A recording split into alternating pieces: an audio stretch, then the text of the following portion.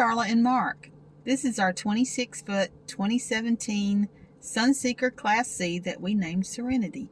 We travel the U.S., work camp in the summer and usually the fall. We're amateur photographers, landscape and wildlife, who love birding, hiking, history, cemeteries, horror movies, and heavy metal music. Join us on our adventures. Good morning. We're here in Rotary Park in Casper, Wyoming at the Garden Creek Falls. It's a little short hike from the parking lot up to here. It's just beautiful.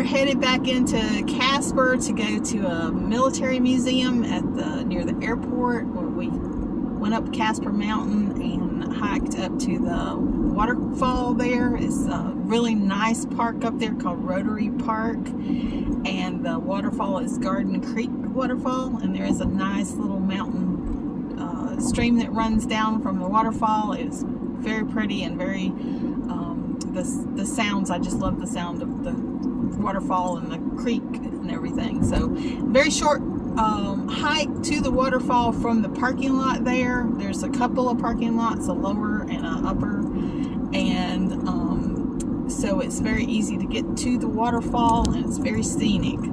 But there are lots of other hiking trails up there if you're up for some more strenuous hiking than what it took to get to the waterfall. There was some overlooks and trails that went up the mountain, and they looked great. We weren't up for that today, but we did hike to the waterfall and really enjoyed it. So we are headed now to the Veterans Memorial Military Wyoming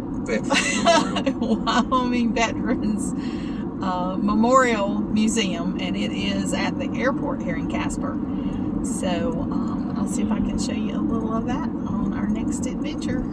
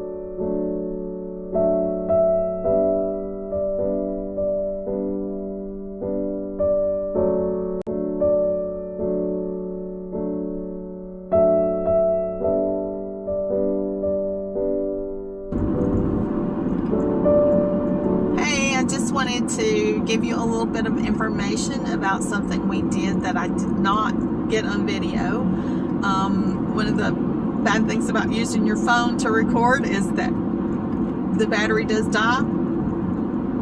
I use it also for GPS and different things. So the battery in my phone died just before we went to the Fort Caspar Museum. So I just wanted to tell you, if you're in Casper, Wyoming, that is a great little museum to visit. They have, the museum itself is worth the $4 admission fee. And I think it was 3 big rooms that you went through, or 3 galleries, I think is what they called it. They also had a little gift shop. And then when you went out the back door of the building, they had a reproduction of the fort as it was in its earliest. They expanded the fort a few times over the years when more and more soldiers came in, but its earliest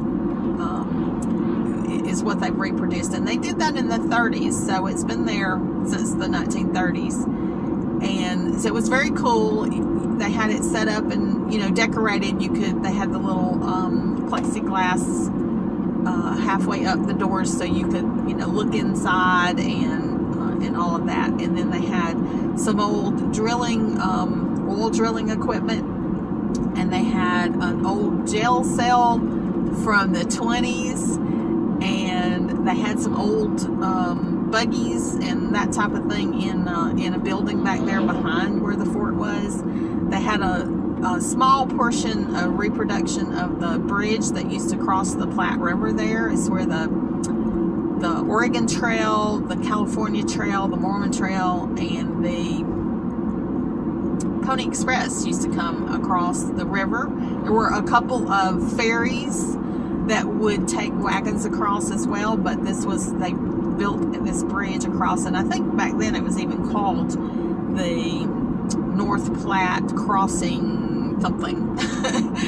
So they changed the name of it later after there was an incident with Native Americans and the soldiers, and this Lieutenant Casper Collins was killed in the battle, and they named the fort after him. So it is, I'm not sure why it's not Fort Collins, but maybe there was already a Fort Collins, so they named it Fort Caspar. So that was really neat. It, like I said, it was $4 to go through, and it was well worth it. I recommend it.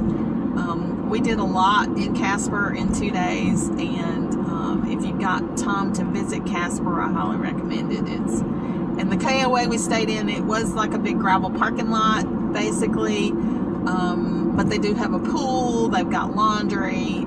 There was a big car show going into town. We did not go to the car show, but we passed through, and there were several people who were staying in the campground who had the cars.